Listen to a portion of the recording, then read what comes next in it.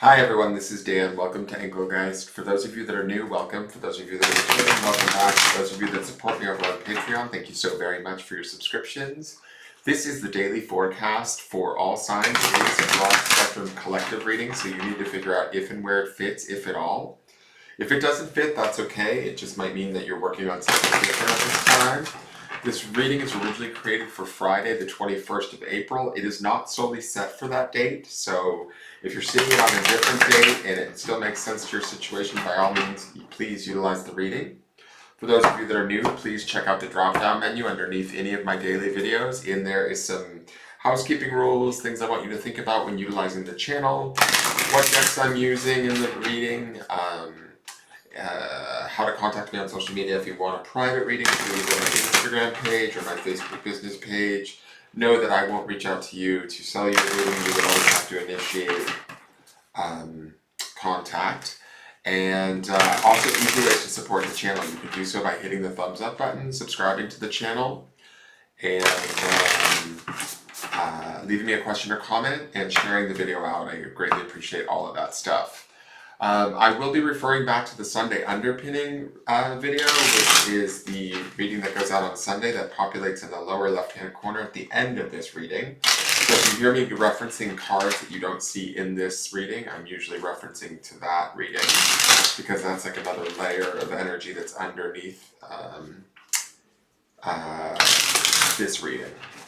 And just so you guys are aware, I did mention it in yesterday's reading or the day before. I am traveling over the next few days, so I will be filming from a different location. I am not going to carry a bag of rocks with me, so there will not be a grounding stone for the next few readings. This will be the last grounding stone we see.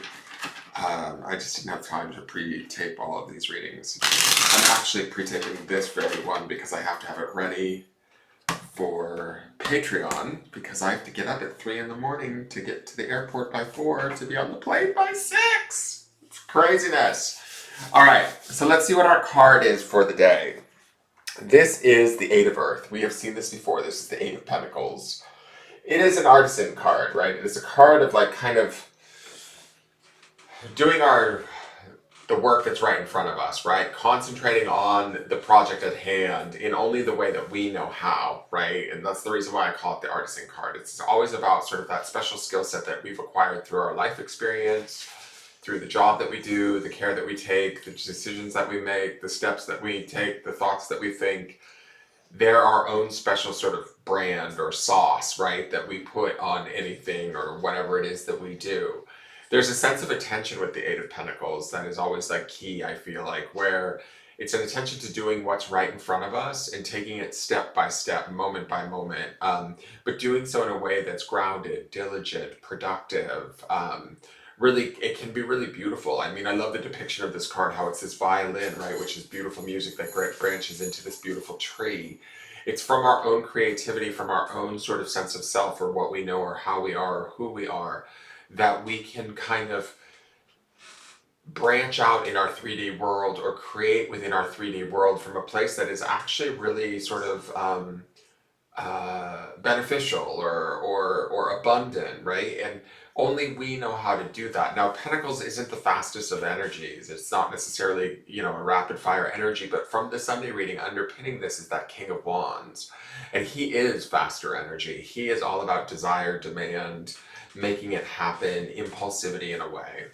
So I feel like when we see this Eight of Pentacles, yes, Pentacles has a slower energy, but with the King of Wands underpinning this or driving around in the background, whatever it is that we desire right now, or whatever it is that we're thinking about wanting or taking action towards, moving towards, there's a productive way to do it. There's a step-by-step, moment-by-moment way that we can do it in a way that's specific to only us, that can bear fruit or be productive and create like maybe more beauty or bring us closer to what it is we desire. But there's work involved. Pentacles oftentimes are about money, jobs, finance, that sort of thing. But the Eight of Pentacles is definitely a card of work. To me, though, with this Eight of Pentacles, the violin almost makes me feel like we can have and find some beauty or joy in the steps or the the movements that we make towards moving towards our desires, our wants, our needs, and we can take actionable steps in the 3D that actually help to produce positive results towards us getting to these goals or getting towards, like, closer to these needs isn't the right word, and I just don't want to say desire again, but it's like that King of Wands underpinning this says to me that there is an opportunity for us to work towards our dreams today. Let's just say that.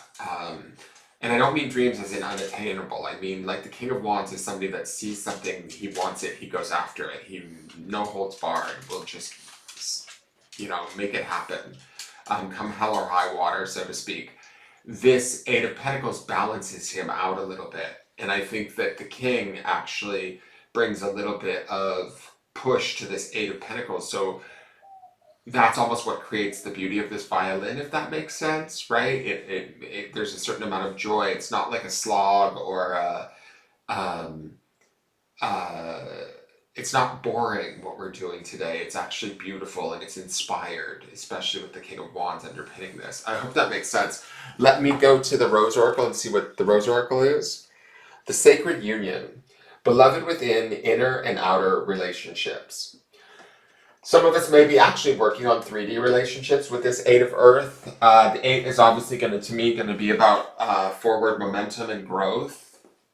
If we are finding ourselves working within our relationships, it should be productive. It should be positive. The King of Wands underpinning this could mean that, we're making passionate moves. And I don't mean passionate like sexual or romantic, just like, strong moves towards stronger relationships in our life.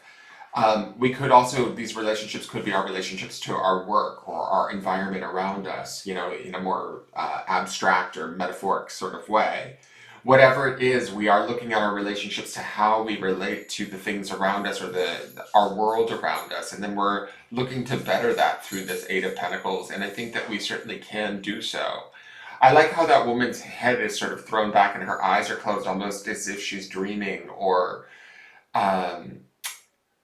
fantasizing about what it is she wants. I think that those fantasies or daydreams aren't necessarily fantasies or daydreams. I think that with this Eight of Pentacles here and the King of Wands pushing it, our spirit is trying to talk to us into taking actual steps towards connecting ourselves more strongly towards that with which we desire and want, and taking actionable steps towards making that happen, okay?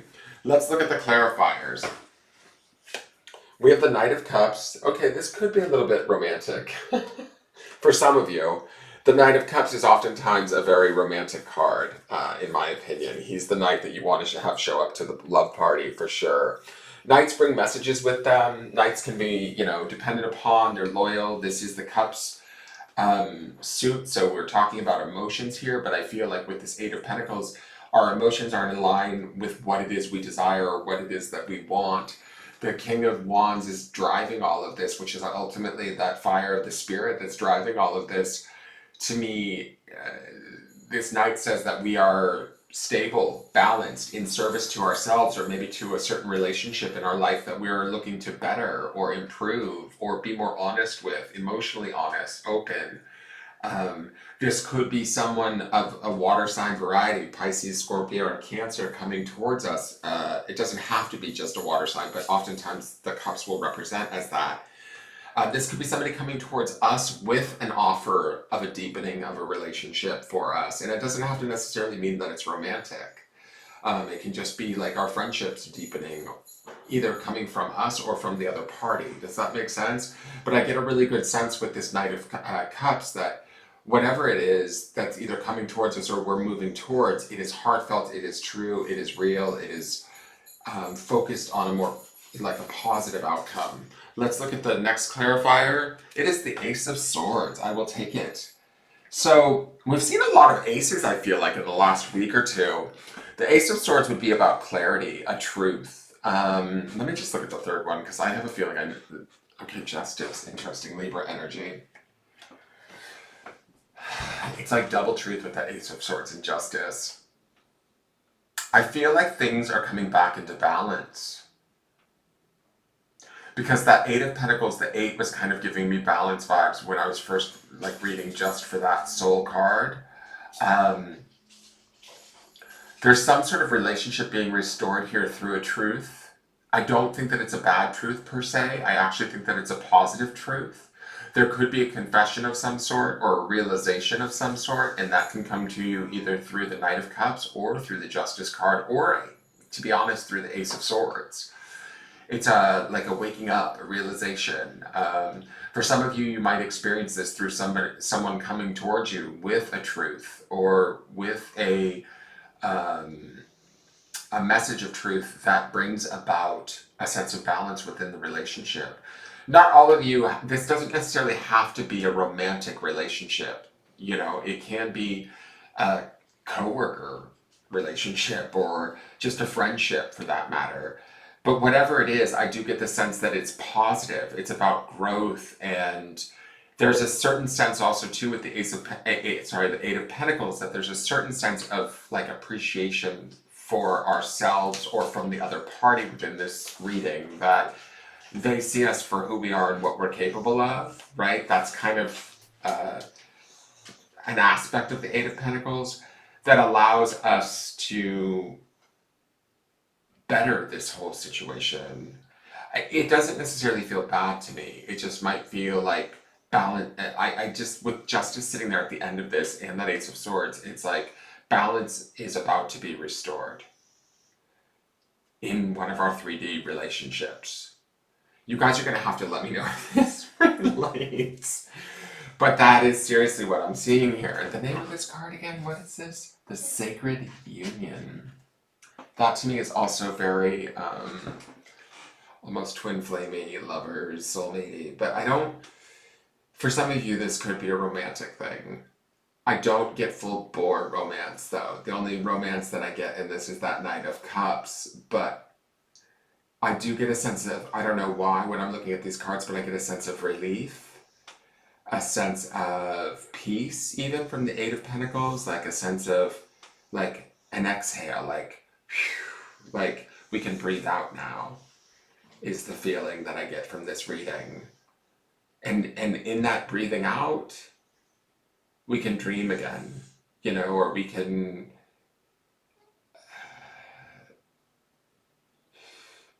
like manifest more, is my feeling, and work towards that manifestation and do so from a place of love. You know, that Knight of Cups can be us moving towards it from a heartfelt, compassionate place of what it is we want, honoring our own truth and allowing that truth to restore us back to balance as we move forward. I hope that makes sense. You know, one funny aside, I don't know why I'm going down this road, but I've wondered why this channel won't grow.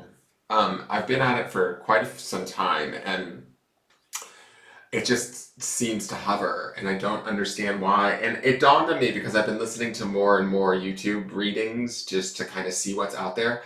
Most readings are focused on other people, and I don't do that. My readings are sort of geared towards like yourself and how these cards affect you and the energy that's going on within.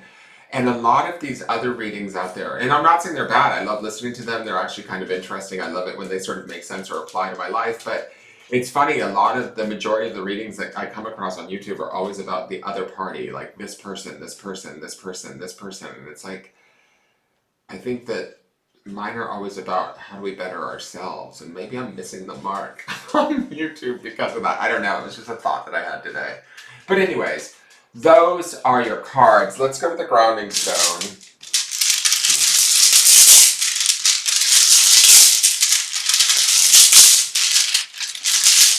And the grounding stone, oh beautiful, is prosperity.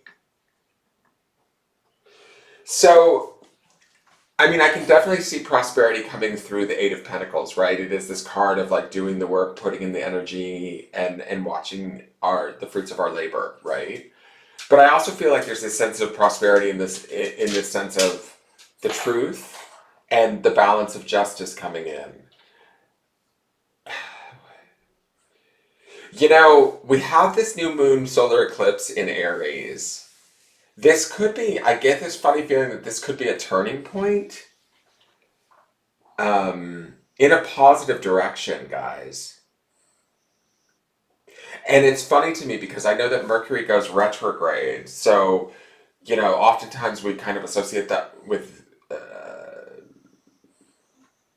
things going wrong or haywire in a way.